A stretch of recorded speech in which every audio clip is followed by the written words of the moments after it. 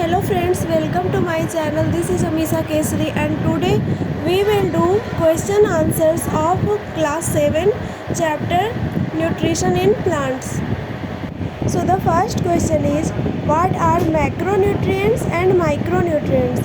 So let's come to the solution. Macronutrients, carbohydrates, proteins and fats are macronutrients. These are main nutrients. So we need carbohydrate, protein and fats in large amount, huge amount. So these are the main nutrients.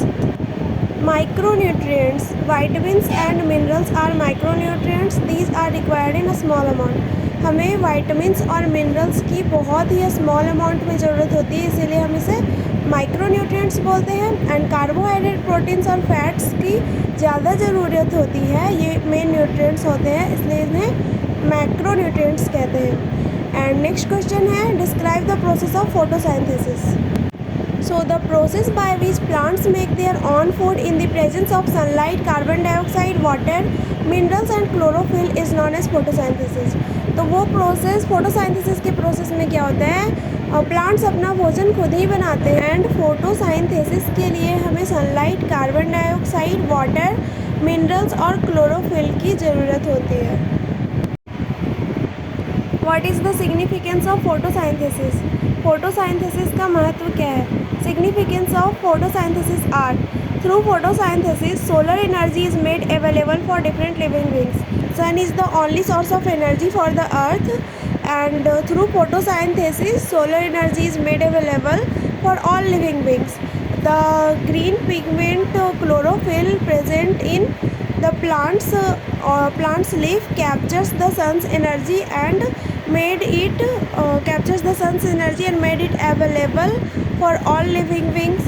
So this way solar energy is made available for all living things. And next one is, green plants are the producers. All other organisms directly और indirectly depend on green plants for food. तो green plants ही environment में producers हैं और बाकी जितने भी organism हैं वो ग्रीन प्लांट्स पे ही फूड के लिए डिपेंड करते हैं, निर्भर करते हैं. Third point is, the process of photosynthesis also helps in maintaining the balance of carbon dioxide and oxygen in the air. So as we know, plants take in carbon dioxide and it makes oxygen available for us. So the process of photosynthesis balances carbon dioxide and oxygen in the air. 4 number question है, what is heterotrophic nutrition? How many types of heterotrophic plants are there?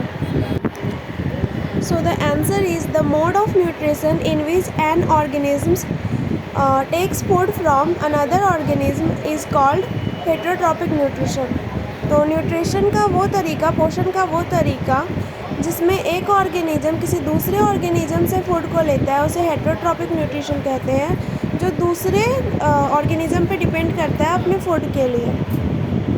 Heterotrophic plants are of 4 types. Heterotrophic plants 4 types के होते हैं.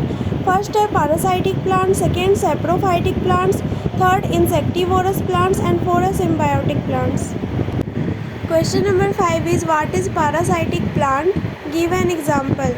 Plants which are unable to make their own food and thus obtains nutrients from the other plant are called parasitic plants.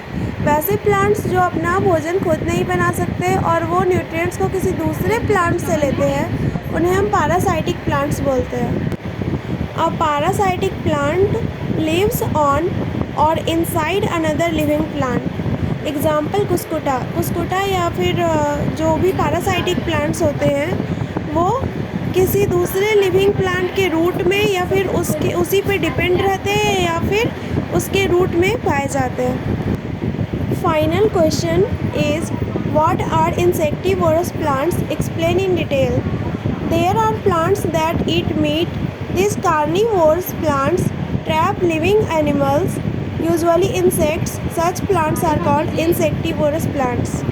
तो कुछ ऐसे plants भी होते हैं जो मीट खाते हैं, यानी कि वो शिकार करते हैं. तो कार्निवोरस प्लांट्स जो लिविंग एनिमल्स को ट्रैप करते हैं, उन्हें फंसाते हैं, खास करके कीड़े मकोड़ों को, इंसेक्ट्स को फंसाते हैं. ऐसे प्लांट्स को हम इंसेक्टिवोरस प्लांट कहते हैं. इसका एग्जाम्पल है पीचर प्लांट.